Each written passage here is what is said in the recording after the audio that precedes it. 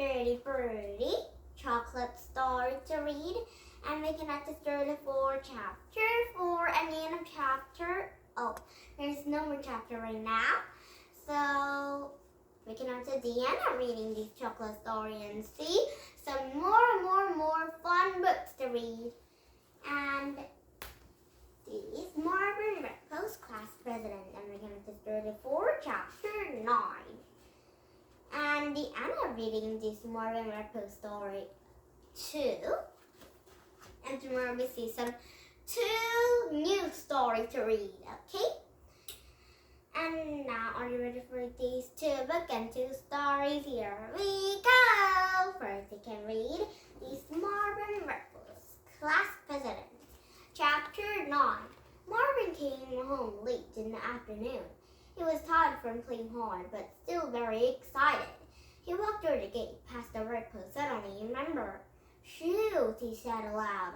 Oh, Marvin was left the shoes in school. Oh no. He felt awful. It seems as if he was always forgetting something. Oh, Mom will be very mad for that.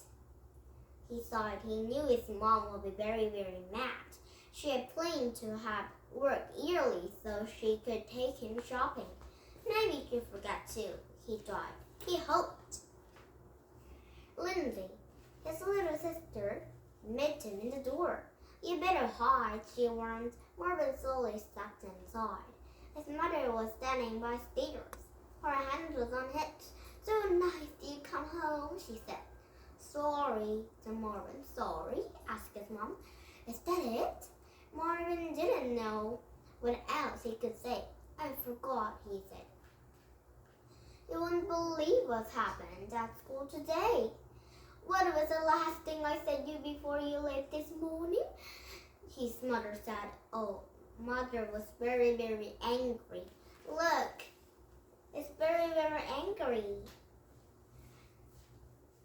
And Marvin saw it. You said to come straight home so we could go shopping for shoes. But I left work early so that I could be able to take you, said his mom. I'd arranged my whole work schedule. Marvin's father came down the stairs. Don't you ever think about others, he said. It was 2 against 1. Lindsay, Jacob, and your mother sat around waiting for you, his father said. Don't you think they had better things to do? I'm sorry, Marvin said again. I forgot all about it, but you won't. We finally left without you, said his mother. Now I'm going to have to take you to the store tomorrow, which means we're lagging my work schedule again.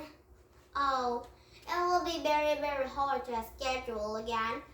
But Marvin was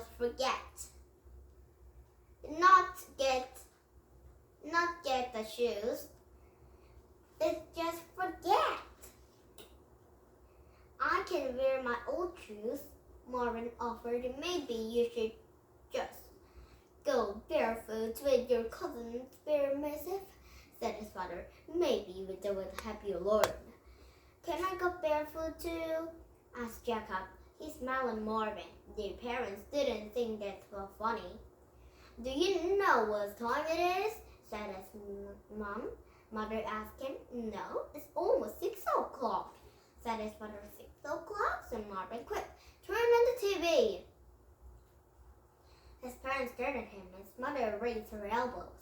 There will be no television for you, said his father. Not for a week. Maybe then you forget so much. Maybe television was stirring your brain. That's not a regular television. Marvin tried to explain that. No TV, shouted his mother. You care more television than you about your own family, upset his father. I don't, said Marvin, but you have to watch. We don't have to watch anything, said Mother in quotes. Now, I don't want to hear any more about it. If you keep it up, they will and get to your homework. Marvin didn't know what to do. His parents wouldn't listen to him. They thought he was a selfish rotten TV, rush brain.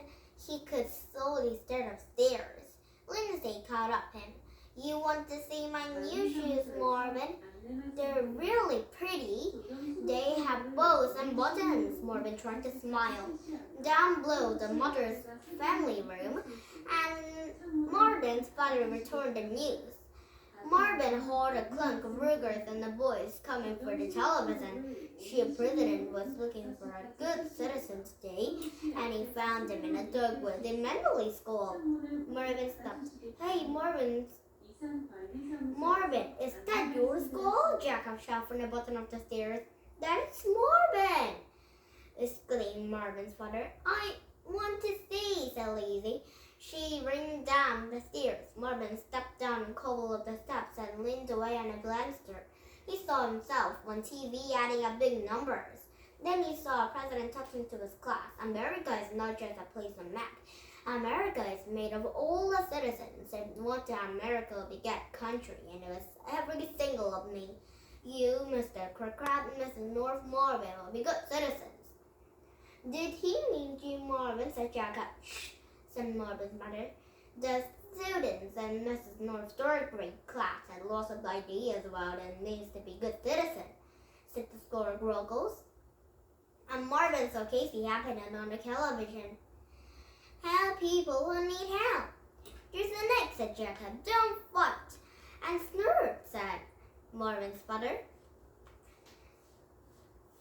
If you see fire or something, you should put it out. The students was also an interesting useful question for president, said Crunk Rogers. Marvin and Kenny asked, do you ever mess up? You know, make mistakes? He hoped his parents listened to parents' answers. Of course, everybody makes mistakes, and when you're president, you can really mess up big time. But you're small, you learn from mistakes, and you try to understand and broke the people with them and make mistakes. Marvin nearly fell over the banister and caught up himself. The children in Mrs. North class was very impressed with him, Mr. And I think the press was very impressed with the children, said Frank Rogers. Miss Marvin, leaned Lizzie. Marvin started to look. Is there something should be going now if they want the president someday? Oh, and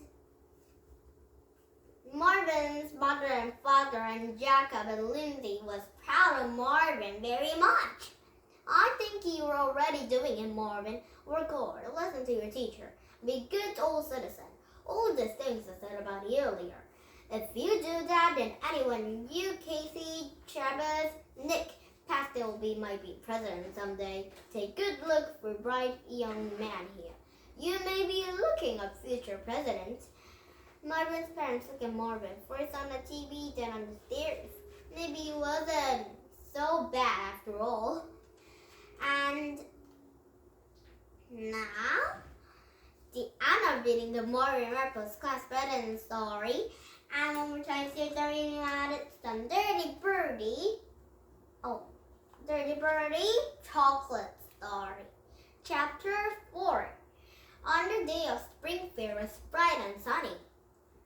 The school playground was crowded with people, and many of Bertie's class was in a church of sales. But four almost popular and the giant historical plane run by Mrs. Booth, and his eggs are still proudly in the table it got out of the box. People clicked and paid 50 francs to guess what Miss Booth was crashing, stuck with gold coins and notes. In 5 minutes, she has promised to uninstall in the winner.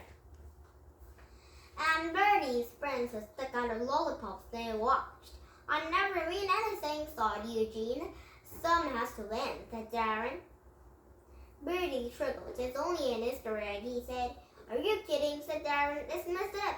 The biggest chocolate in the history.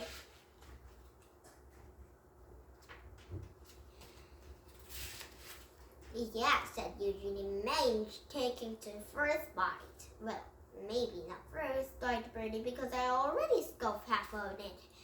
He hoped Miss Booth hurried up. Maybe he'd be the winner. He'd make a guess like anyone else and no sense on the internet. Some pull kept hitting back, and Bertie returned around to see enemy, so no Nick. I know you're going to cry, Bertie. He turned. Cry? Said Bertie. What for? When I'm in a competition, said Nick. What makes you so sure, said Bertie. I told you, said Nick. I'm genius. I work it out. Miss Boo was heading in the workroom, and Bertie drew to carrying her restrooms. Whoever was one for a bite of surprise, but he wasn't worried. No one could pin the blame on it. And now the rest of the enjoying history complete, said Miss Boo, and there are a huge number of ants, but the winner is, she looked up.